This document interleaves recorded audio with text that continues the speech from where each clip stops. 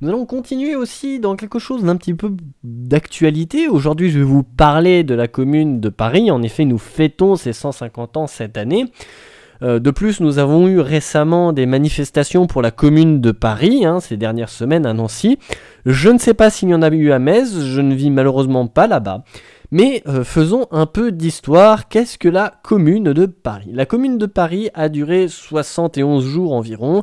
Elle a commencé le 18 mars 1871 et s'est terminée pendant la semaine sanglante. Une partie qui a été plus ou moins omise de nos livres d'histoire quand nous étions en primaire, voire même en collège ou au lycée. La Commune de Paris a deux origines, la défaite française de la guerre franco-prussienne en 1870, avec le siège de la ville de Paris alors que la garde nationale était encore prête à défendre la ville. La garde nationale était donc des personnes qui vivaient tout simplement à Paris, mais qui n'étaient pas dans l'armée régulière. C'était tout simplement des hommes qui travaillaient tous les jours dans les usines, mais qui avaient reçu quelques classes militaires. L'autre origine est une manifestation de l'opposition entre le Paris républicain, qui est pour la démocratie directe, et une assemblée nationale à majorité monarchiste.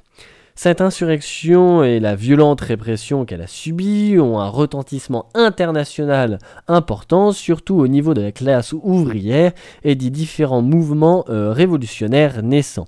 La semaine sanglante est vue par de nombreux anarchistes, encore aujourd'hui, comme étant la preuve qu'il est impossible de faire passer ses idéaux pacifiquement et qui donnera la naissance de plusieurs attentats en France, mais aussi aux États-Unis.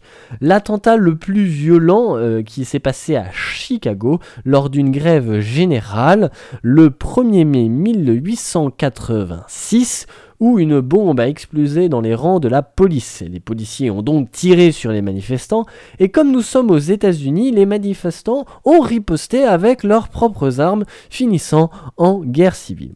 Suite à ces événements, un jour a été déclaré férié, le 1er mai, celui que tout le monde connaît et que nous connaissons maintenant comme étant la fête du travail.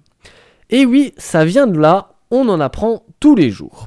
Grande question est qui a posé la bombe? Pendant des années et des années, nous avons cru que c'était les anarchistes, mais assez récemment, nous avons reconnu que c'était les dirigeants de la police eux-mêmes qui avaient posé donc cette bombe sous justement des policiers pour discréditer le mouvement anarchiste. Alors continuons justement avec l'anarchisme. Bien que la Commune de Paris n'était pas proprement anarchiste, elle avait quand même de nombreux fondamentaux qui venaient de ce mouvement politique-là, notamment des élus qui étaient révocables à tout moment, ou encore le fait que tout le monde soit sur un pied d'égalité. Elle regroupait de nombreuses tendances politiques, la Commune de Paris, principalement de gauche et d'extrême gauche, qui a même inspiré la révolution russe entre 1917 et 1921, qui a donné le communisme, qui a malheureusement dérivé en stalinisme. Oui, le stalinisme et le communisme sont deux sociétés bien différentes. Donc l'URSS, telle qu'on la connaît, n'est en rien communiste. Je me permets une petite divagation supplémentaire pour parler du parti nazi, qui signifie national-socialisme, et l'URSS qui signifie Union des républiques socialistes et soviétiques, qui sont des partis tout sauf socialistes. Ironique. Revenons donc un peu à l'anarchisme. Pour eux, la propriété, c'est le vol. C'est loin d'être l'anomie, qui est la définition populaire de ce terme, qui signifie tout simplement l'absence d'ordre. Ici, c'est tout le contraire. Les anarchistes, pour eux, l'ordre doit s'établir par un ordre social absolu. Une société humaine sans hiérarchie. Certains pourront me dire que ça ressemble au communisme, eh bien je suis bien d'accord avec vous. Cependant, je passe un petit extrait du diable positif sur sa vidéo anarchiste qui a été postée sur YouTube. C'est ce qui différencie l'anarchisme du communisme. Les anarchistes pensent que le peuple doit être souverain et qu'un État ne ferait qu'oppresser ce dernier en le privant de ses libertés. Alors que les communistes pensent également que le peuple doit être souverain, mais qu'on a besoin d'une dictature du prolétariat hiérarchisée pour organiser la société. Mais attention à ne pas confondre communisme et stalinisme, les enfants. Non, non, non, non. Le stalinisme, c'est bien plus marrant, mais on en reparlera un jour. Voilà, donc comme il le dit, encore une fois, le communisme, ça n'a rien à voir avec le stalinisme.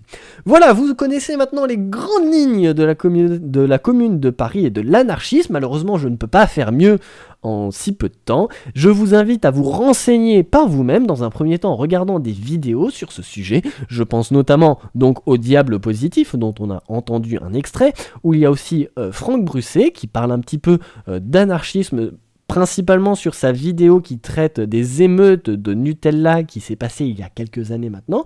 Il y a aussi Nota Bene qui a sorti une vidéo très récemment, il me semble que c'est sorti ce week-end sur la commune de Paris. Bref, restez curieux, la connaissance est la meilleure des armes.